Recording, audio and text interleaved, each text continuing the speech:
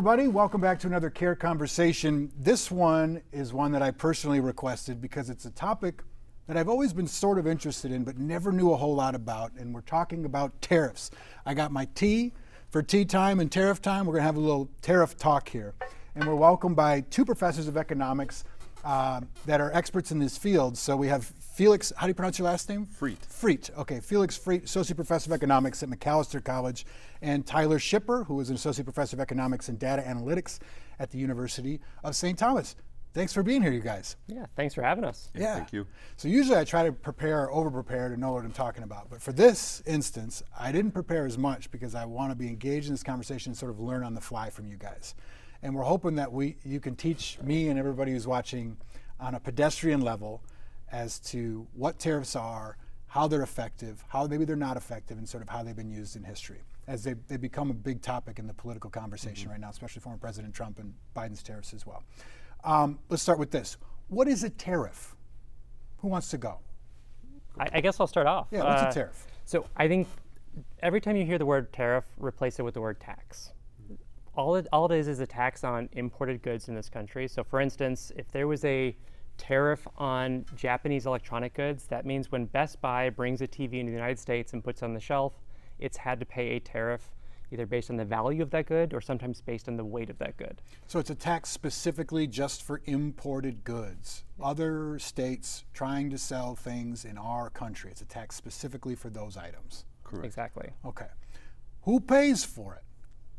That's the big question, I would say.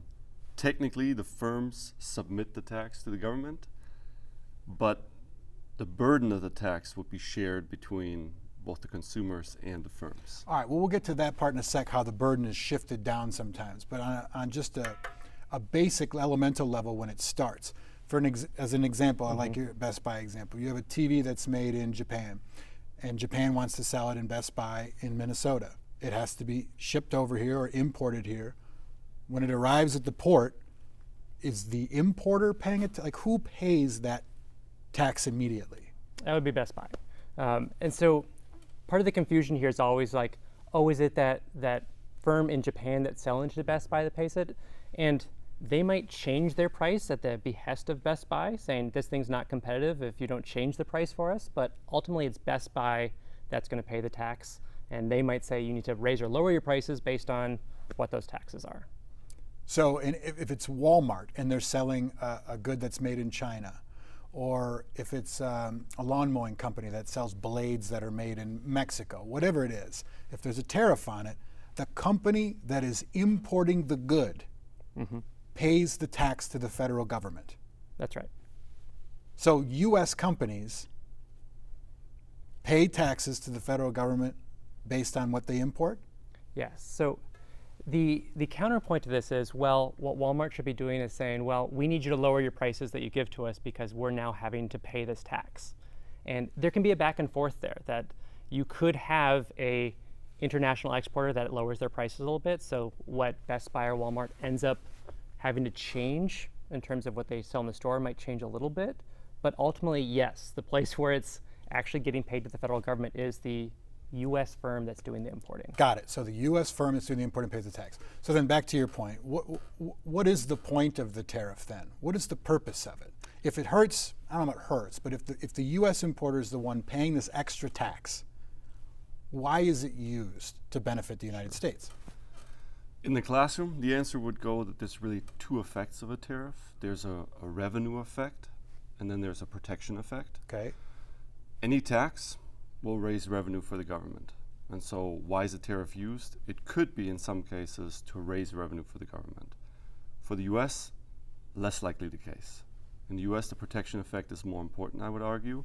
In what way? What do you mean protection? The protection effect meaning the industry that is competing against the foreign product coming into the United States. So it's the American manufacturer of the lawnmower blade, it's the American manufacturer of the TV. That's You're trying to being balance protected. that competition. Correct. That would be the purpose of the tariff, perhaps. I see. Okay. And how does that play out then? Does there have to be a reason why you implement the tariff? Like, for instance, like with China, they say, well, you're subsidized by the government when you make those TVs, so you can make them for cheaper, which means you can sell them for cheaper over here, and we don't think that's fair. Is that how it works? So I would say, agreeing with Felix, that often you'll hear the protection argument used a lot more in the US context. That, for instance, with our steel tariffs that were imposed in 2018, that was a protection argument that steel coming from China was being unfairly, the word is dumped, or put on markets at artificially low prices to try and force American firms out. So in order to insulate our domestic producers, you put a tariff on Chinese steel. So that was the argument, and it was more about protecting rather than raising revenue. What's tricky about this current moment is that we're talking about both things simultaneously sometimes from, in particular, President Trump, both raising revenue with tariffs, but also protecting. And those things actually work against each other because if you really want to raise revenue, you need those imports to come in to actually generate tax dollars. If you actually want to protect industries, you want to set tariffs high enough that those imported goods don't come in and American consumers buy American goods. And so it's hard to have both at the same time, which is hard to visualize why those things can't both be true, but they just happen to work against each other. Can we break that down more? I didn't quite understand what you said. So Absolutely. You're trying to, like, for instance, President Trump announced all these new tariffs and found sort of older laws and reasons why he could implement them, especially during the pandemic, right? He sees some practices as unfair. He sees things happening in China that he thinks are anti-American and doesn't like, IP things, et cetera. So he proposes excess tariffs on China. So any goods coming from China, you're gonna have to pay. Why is that bad for American business then? Okay, so let's choose a number, irrespective of what the actual policies were. Let's suppose we put a tariff of 10%. Okay, at 10%, a lot of foreign goods might still come into the country because it's sufficiently cheap that even 10% more, those goods are still going to come into the country. That could raise revenue because we're getting 10% of the value of each good that comes in. If you instead set that tariff at 50%, all of a sudden those foreign goods are not competitive domestically at all, and now you've gotten maximum protection, that the steel industry in the US gets a lot less competition because you've actually kind of put up a trade wall there instead of trying to raise revenue off of tariffs. But then how does it hurt the US in that way? So it hurts the US in that way because anything that uses steel in the US now is going to have to pay that higher price because they can only buy from US steel manufacturers that presumably already had higher prices, and that's why we weren't buying it before. So it like forcefully lowers competition so that prices have to go up, or we have to settle on American sort of prices. Is that kind of what it is? I'd say, maybe you could jump in, but I'd say it's actually two things, right? So one is, to the extent there are imported goods coming in, those prices from the tariffs are being passed on to consumers. Yep. And if people aren't buying those imported goods anymore, then it's this competition argument that you are buying the higher priced American goods. I see. There's really two ways to attack the competition or to hinder the competition.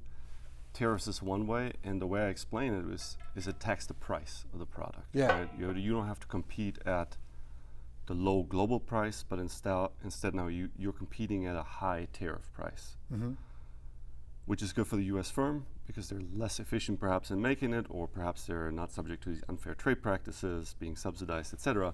So now they get to compete at the higher price. The other way would be a quota where they actually limit the amount of trade coming into the country. Yeah, I see. How have they been used in America's past? From what I understand, they were used a lot more during the Revolution and after that, even the early of 20th century, and then they took a big dip in their use. Is that true? Help me out. I'd say yes. We have a rich history in the U.S. of tariff policy that has gone through ups and downs. I'd say the one I focus on more is since World War II, and you're right, that has taken a dip since. Up until, I would argue, 2016, 2017, when these tariffs were in part reintroduced. Why was it low after World War II? My argument in part would be to have a world that's more and more integrated. Yeah, economically globalism speaking. started and global trade picked up. And Right, but sure. then there's these anti-trade feelings, let's call them, where U.S. consumers feeling or U.S. workers feeling the pinch from foreign competition, and so there's this sentiment and this support for tariffs to protect American industries. And to go back to one of the questions you were asking earlier, how does that affect U.S. businesses? I think an important point that Tyler was saying earlier is you not only protect the firms directly affected by the tariff or in the industry where the tariff is placed, but you got to think about the downstream firms, meaning the firms that will then use this American steel, and how will that impact those firms as well? So do tariffs crank up the price of all the goods in that industry or in that field ultimately? So if you tariff Chinese steel, and we make everything with steel, and now you're forced to buy the more expensive American-made steel, does every single product then that uses that steel have to go up in price because you're using a higher priced main ingredient? I would say there's a couple of effects. One, if you have a tariff simply on a product from one specific country, you may now see steel coming in from other parts of the world. Okay. If it's a universal tariff against no matter where the steel comes from, now you will see a price increase in steel. And I would argue that then there's a pass-through to the downstream products, whether it's equal to the 10% or not, perhaps a little bit less than the 10%, but you will see some ripple effects, I would call them, down the line. So Felix and I were joking ahead of time that we can't use the word elasticity, and so You cannot. We We have a buzzer for cannot. that. It's off limits. And so part of your answer here is that kind of each step along the way, there's going to be different calculus for firms about how much they pass on to consumers versus how much they eat in terms of their own profits. But when you think about big picture, those are still all losses, right? So a firm that maybe is less profitable now, maybe that shows up in your 401k not going up as much. Maybe it means they have to lay people off now because their products are not as desirable and they're not making as much money. And it does show up in consumer prices as well. Yeah. Okay. Can you make this make sense to me? Over the course of post-World War II, we're saying American history with globalization of business, right? We can manufacture things cheaper in other countries. It happens all the time.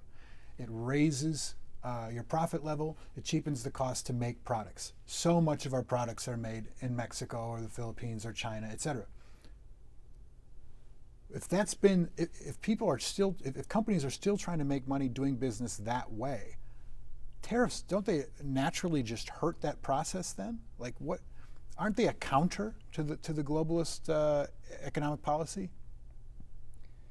Yes. It's a shift in theory, right? It is a shift in terms of, but you're going to still have domestic industries like domestic U.S. Steel that maybe doesn't want to outsource, right? They don't want to send those jobs elsewhere. And so they have incentives to want to have less competition from other foreign manufacturers. That we're only looking at it from a perspective of the U.S. imposing the tariffs. Right. But there's a counterpart where China is retaliating or another country is retaliating in response with their own tariffs.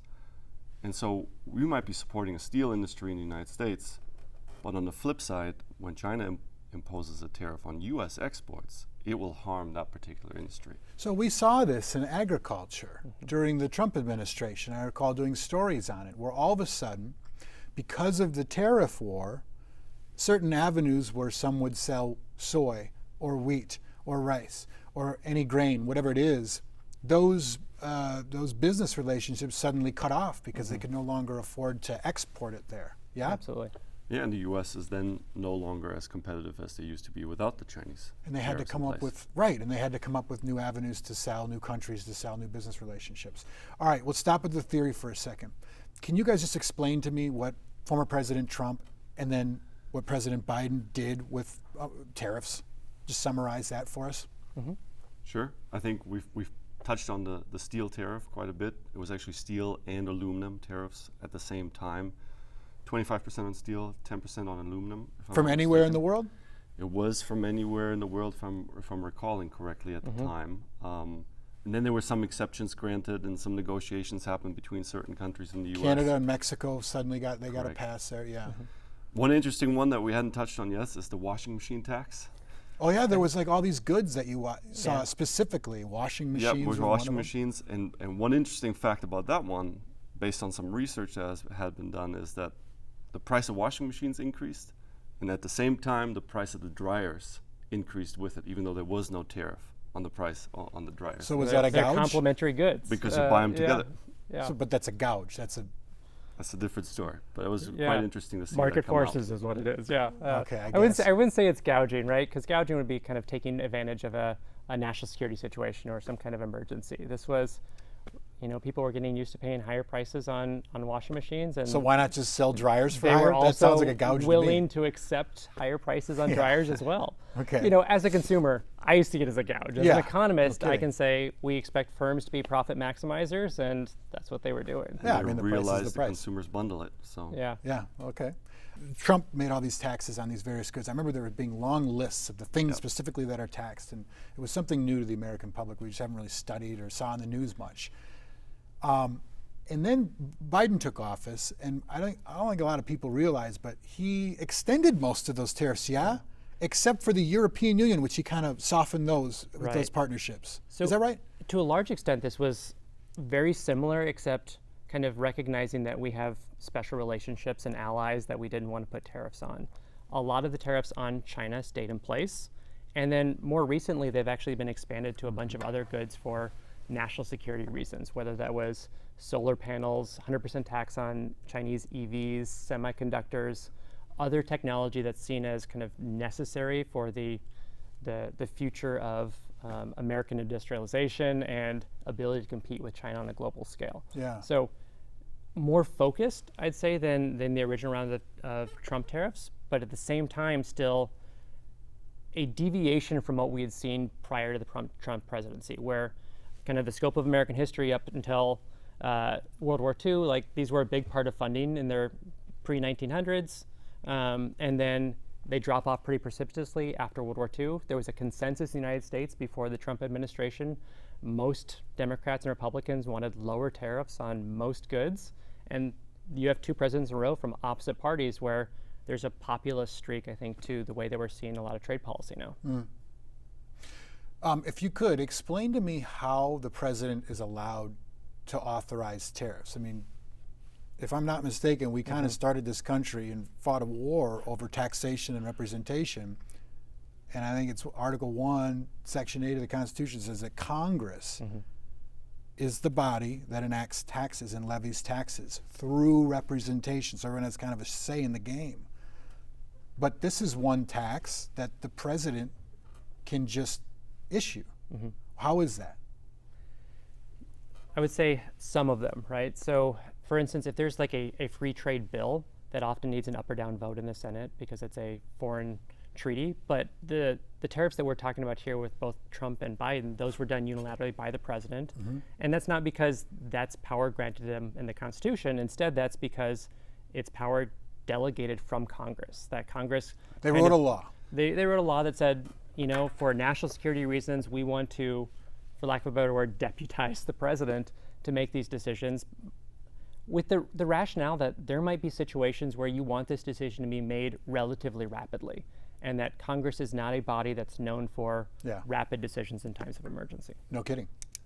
I'd also add that historically it could add an incentive problem. If you have one state proposing one tax, one tariff on a particular type of good to gain support, you may need to add another tariff for another state that will then support it as well. And to gather the votes to pass a tariff act at the end of the day, you end up with a massive bundle of different tariffs that you perhaps didn't intend to in the first place. So that there's a historical example of that. And So you think part it's, of the reason. do you think it's good as an executive power then for the president to be able to levy tariffs?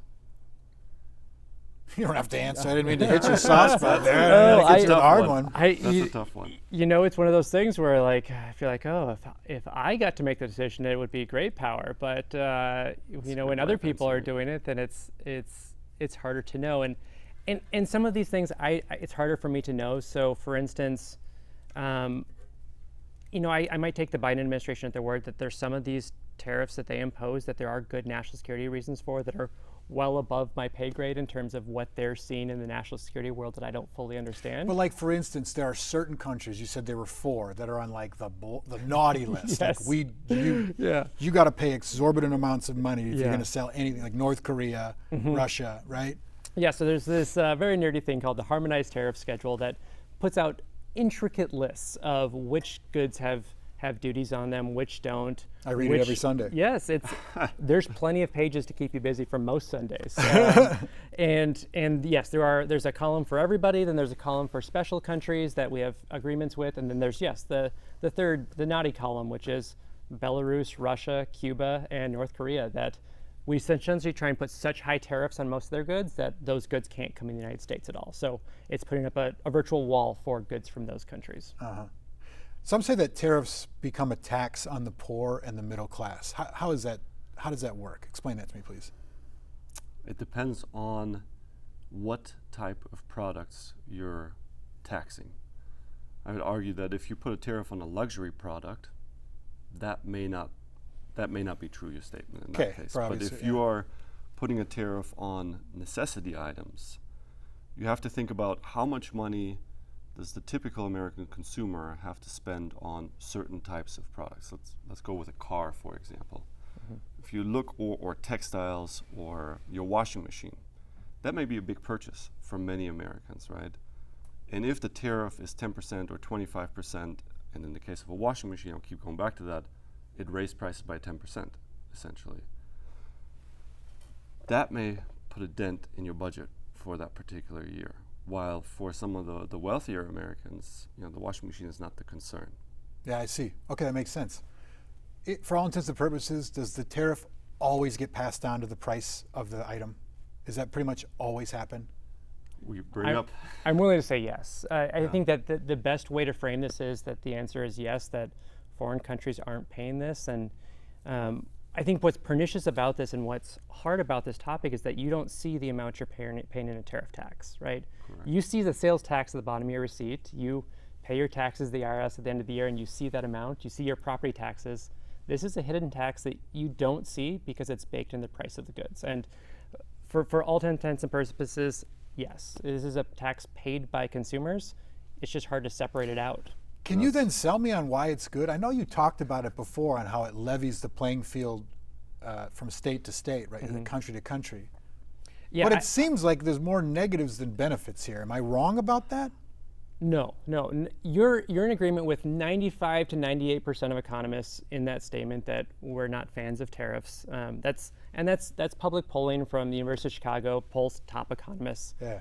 But I think that there are arguments to be made when there are clear reasons why there's unfair labor practices. Okay, so imagine a situation where we know a specific good is being made in Western China, for instance, where there's an oppressed Uyghur minority there. And if they're being used as essentially slave labor, and that's making their goods coming from that region be artificially cheap, we might be willing to pay higher prices as consumers to know that we're not importing goods that were made for prices and everything every time. That's exactly. Right. And we just need to be clear-eyed that there's a trade-off there, and that it is a trade-off borne by American consumers. I guess also I almost countered my own statement there. Like if you're buying 10-cent steel from China, but the price of American steel is say 50 cents, and that 10-cent steel from China is not made ethically, or it's subsidized by their government, that really isn't the true price then of steel. That's like a cheating price. Yeah. So it's a way to level the playing field sort of ethically.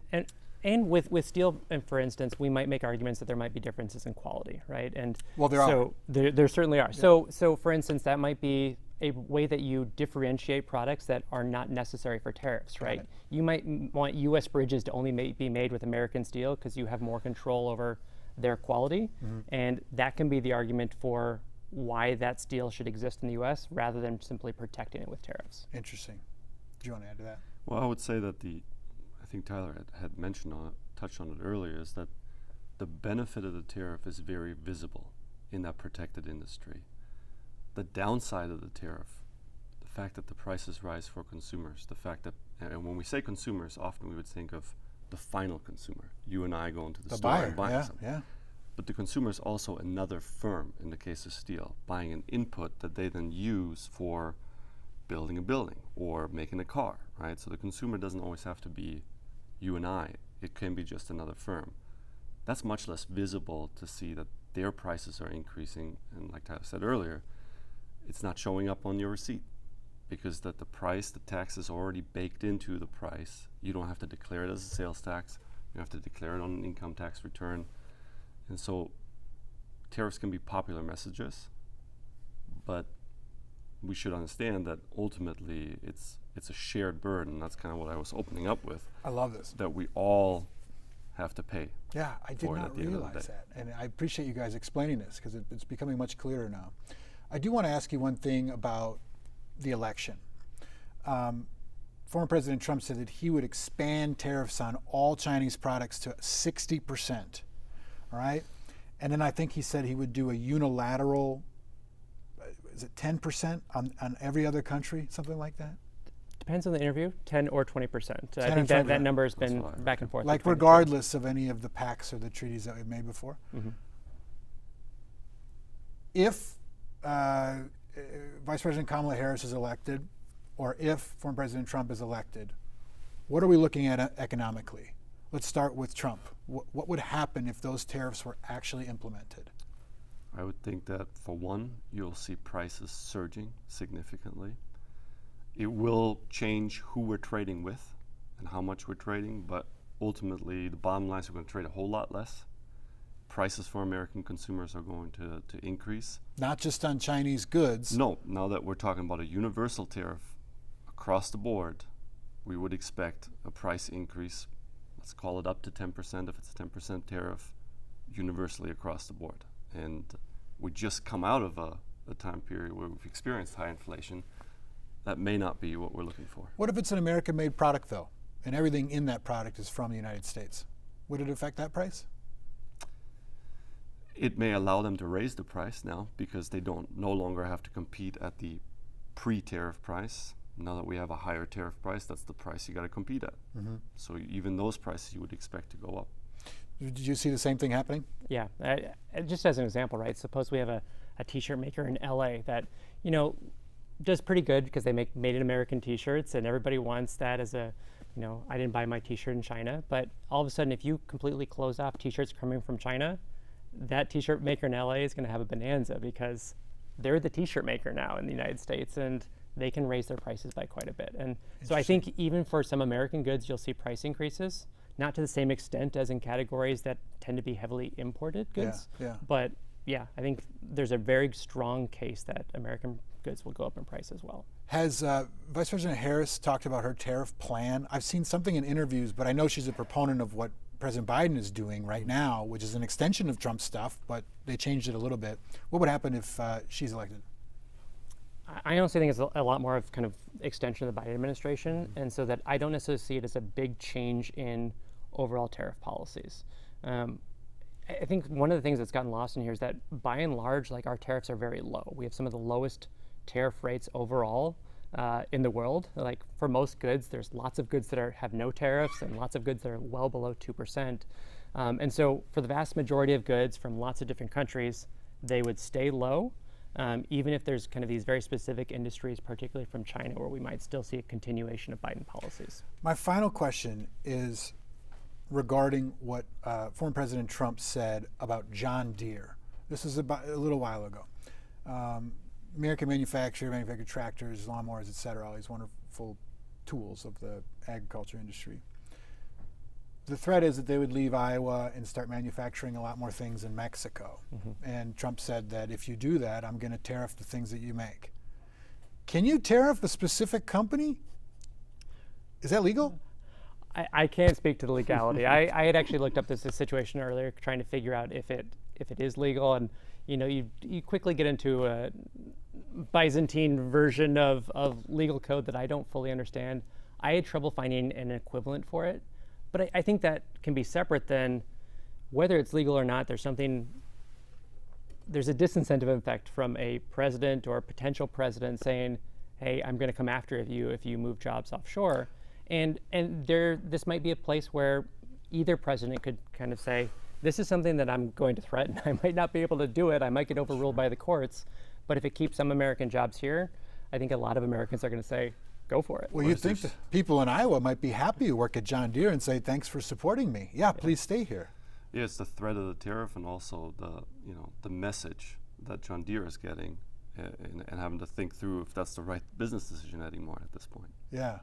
Yeah, they had no comment to the Associated Press after he made that threat. Yeah, they don't want to say like, oh, you said it, we're going to cave completely, Yeah. but also you don't want to poke the bear, right? Yeah. Well, I guess that is one way to fight the outsourcing jobs. I mean, it is one way to do it. And I think President Trump has been more vocal in very specific cases, but it's not entirely divorced from the rhetoric of a lot of presidents that tell companies that we don't want you to be outsourcing jobs, and if you move jobs abroad, we're going to put higher taxes on outsourced profits, for instance. And there's a lot of different mechanisms to try and decrease some of that behavior, but they have to go through Congress ultimately, unlike these tariffs we've been talking about. Very good. Yeah, I would add a remark on that tariffs can protect U.S. jobs, but bringing up the retaliatory tariffs, you're now looking at exports jobs perhaps getting lost due to tariffs on other products leaving the United States. And whether that job argument can hold some water, I would say it's up for debate, whether there's a net gain or a net loss from these tariffs. Depending on the type of product, it may actually end up a net loss for the country. But of course, you're trading one job for another, right? You do have some winners, you do have some losers. The problem is that you can't make a steel worker a software developer that quickly, right? When foreign competition enters, the steel worker might lose the job. How are you going to get this person a job in a thriving industry? That's the trick, Right. And that's where the U.S. perhaps is lacking in support of those people and these jobs. In conclusion, tariffs, good, bad, useful, not useful. I would like the final word. Sure. No, you tell her. Okay. I would say overall, tariffs would not be my go-to policy.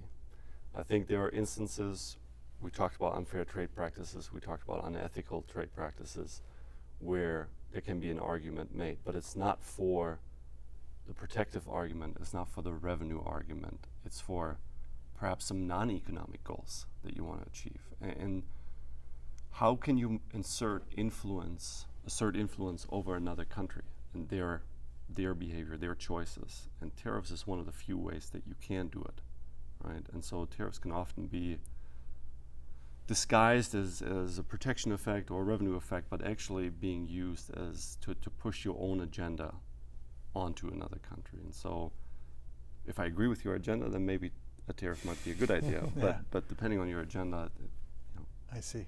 If I were to redesign this policy, I don't like tariffs. I think they harm the people that are least well off, least able to buy their goods already and hurt those budgets. And so I don't like tariffs. I think tariffs are showing up in a response to outsourcing of jobs and people feeling job insecurity. And one thing the United States could do a much better job is with job retraining and helping people find where there are opportunities in the U.S. economy. And if we were doing more of taking those gains from trade and giving them back to the people that have been harmed by them, we might not have as much of a push for tariffs in the first place. Great. Well, I hope we didn't bore everybody. I got a lot out of this conversation, and I love breaking down topics like this that I haven't studied in the past, and we kind of get a nice conversation from experts like you guys. So, Professor Freet, thank you very much. Professor Schipper, thank you very much. We're grateful you guys were able to come in. Yeah, thanks for the opportunity. Yeah, thanks for joining us. Another CARE Conversation. We try to do these weekly. You can find them on CARE 11 Plus and on our CARE 11 YouTube page. Hit us up on social media for your comments. See what you want, what you like, and even what you didn't like. Take care.